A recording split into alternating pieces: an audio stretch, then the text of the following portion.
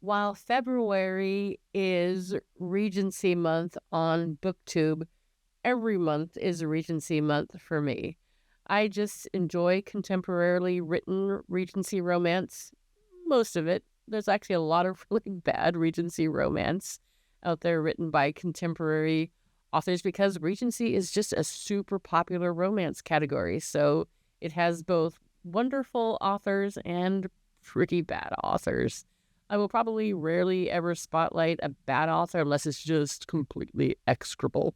But this one, I'm happy to say, An Honorable Man by Gigi Lynn is actually a pure delight. And it semi-fits in with a FebRegency here on BookTube because one of the challenges by one of the hosts of it is to simply read historical fiction written in the Regency era. And of course, Regency romance fits that. And this is a delightful story. I think this is the first book that I have read by this author. And if the quality of this book is any example of what she normally does, she has a fantastic sense of character and plot, and this one's a pure delight. I'm just going to read you my actual reviews that I put on Amazon, Goodreads, and all those good places. I think, yeah, Amazon, Goodreads, BookBub, those kind of places.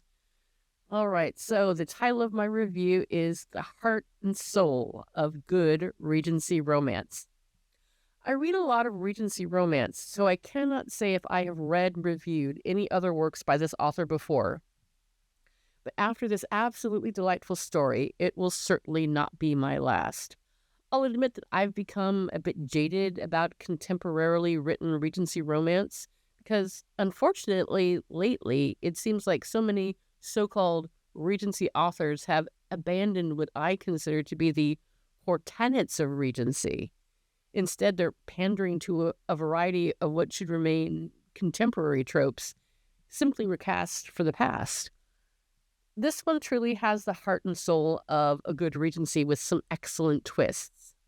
Since the Bridgerton phenomenon, a plethora of Regency books feature dukes and viscounts as heroes, more so than I remember reading in the Regency space before. Excuse me. This hero is decidedly different. He is not landed gentry or a nobleman. He's not just a simple mister either, but he's a business tycoon with a variety of interests and investments. And if you read much Regency romance, you'll know that actually people who, quote, worked for a living were looked down upon, even if they were wealthy. You had to not work for your money to be considered, a true and proper gentleman or lady. I'm not sure if the author will describe it at bookseller websites as she did at the book review site I got it from, but she stated something along the lines that this story is essentially a spin on Pygmalion, which was the direct precursor for My Fair Lady, but it should be called My Fair Gentleman. I love that the author actually knows Pygmalion, the original written by George Bernard Shaw, as it suggests that she is interested in older writing and older books, which would only enhance her historical fiction writing chops. The heroine and her absolutely darling 5-year-old daughter have been down on their luck since the death of her husband 2 years before the start of the story. As this story opens, she is appealing to one of her husband's friends to help her find work so she can continue to support herself and her daughter. The nobleman, noble by birth, but certainly no gentleman in the true sense of the word, flat out refuses to help her and her daughter. Despite having no options to keep them from living at an even worse address, she leaves this meeting with her head held high. Immediately after this failed attempt, she has the meet cute with the hero. While she's been talking to the other man, he's been keeping her young daughter entertained. He's definitely shabby looking, a bit rough around the edges, but he's clearly been very kind to her daughter, which goes a long way with the heroine. But before they part, he has a proposition for her, and no, not that kind. While he is indeed very wealthy and owns a nice home in the city, he's not accepted by the members of the upper 10,000 or the column. He wants to change that, not for himself, but for his son, who's away at school, so he wants him to be accepted into society when he comes of age. The hero knows that he must change, and he wants to hire her to help him do so. Of course, it's not quite as simple as that, but she does become a part of his household, not only teaching him aspects of gentleman behavior and dress and helping him redecorate his house to a more acceptable fashion, but she also helps lead a young woman he knows in her first season. A suspense plot simmers in the background and has the perfect devil gets his due moment at the end. I wish this book did two things differently, even though I really do like the book. I wish the author actually spent more time focusing on the my fair gentleman aspect. Yes, we see him first change his dress and try to sharpen his manners so he behaves in a more gentlemanlike fashion, but we don't really see her lead him through as much of all that process as much as I would have liked.